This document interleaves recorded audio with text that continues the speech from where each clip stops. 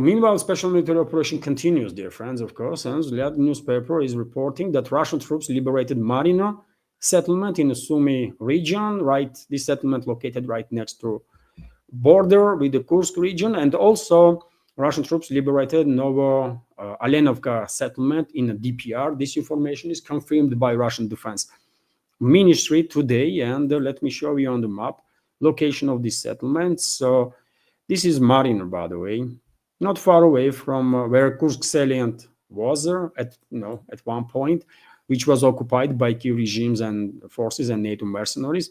But now, of course, this territory is liberated from enemy, and Russian troops began creating a buffer zone in the Sumy region itself. And well, this is Marina settlement, which is my bad, dear friends. It's not far away from Kursk region, but geographically it's located like on like right on the border between Belgorod and Kursk region. So this is Marina settlement, which is under full Russian control. It's a Sumy region, of course. And also, let me show you this another settlement, which is on northern eastern flank of Pokrovsk-Mirnograd agglomeration. This is Novo Alenovka settlement, dear friends, which is under full Russian control, according to Defense Ministry. And Russian troops in this direction had huge progress, by the way, in recent 12 to 24 hours. And seems like Kiev regime's forces are collapsing, literally collapsing in this area, and are running away. They are unable to maintain their positions.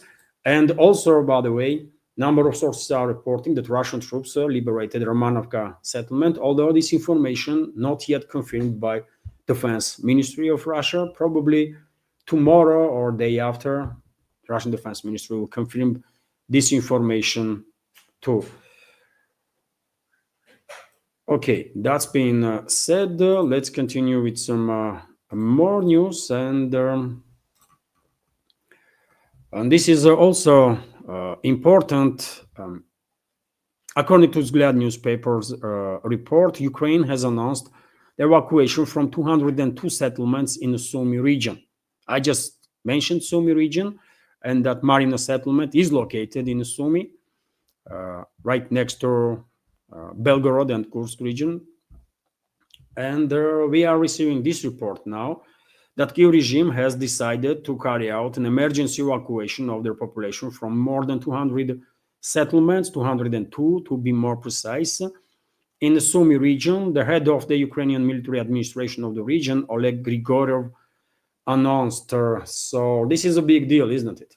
Basically, almost, I would not say full Sumy region, entire Sumy region, but significant part of Sumy region, especially on the borderline areas, are going to be evacuated. And this information probably indicates that Turkey regime's positions in the Sumy region is so weak that they expect Russian troops to advance much more rapidly in this direction than before.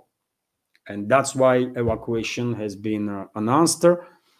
Let's see how the situation will develop. But dear friends, nowadays there are many experts are talking about upcoming Russian large-scale summer offensive, and experts are speculating in which direction this offensive may take place. Some are saying that Russian troops may actually conduct a sectoral or even larger scale operation in Kherson direction, Zaporozhye direction, or Sumy and Chernigov directions. By the way, some experts even mentioning Kharkiv.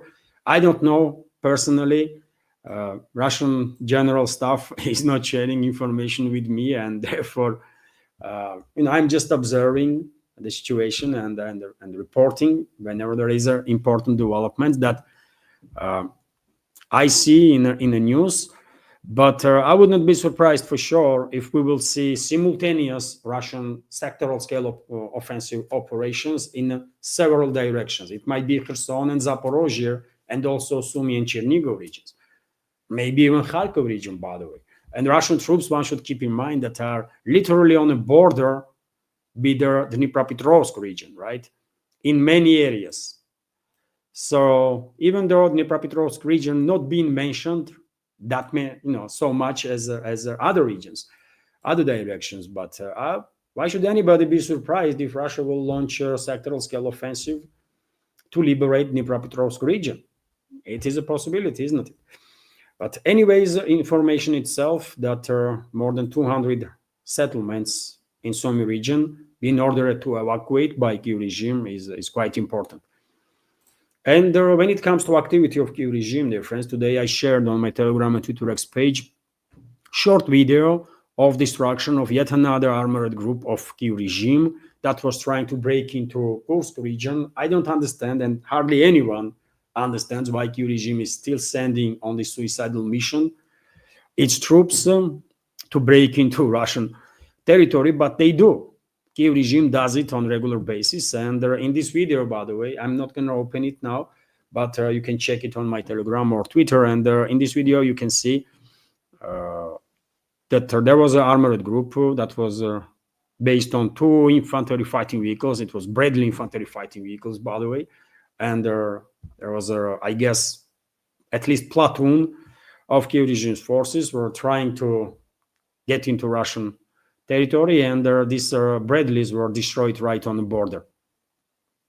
One Bradley's ammo was detonated at one point, and almost nothing was left from the vehicle. It burned out completely, and another one just was knocked out, and probably will be evacuated by Russian engineering forces, and we might see that Bradley somewhere in a military museum in a short time, as there are many other vehicles, by the way,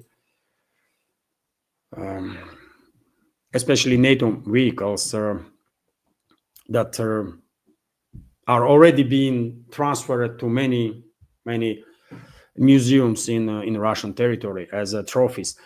TASS news agency, meanwhile, is reporting about news that you definitely not gonna hear in the Western media outlets, dear friends.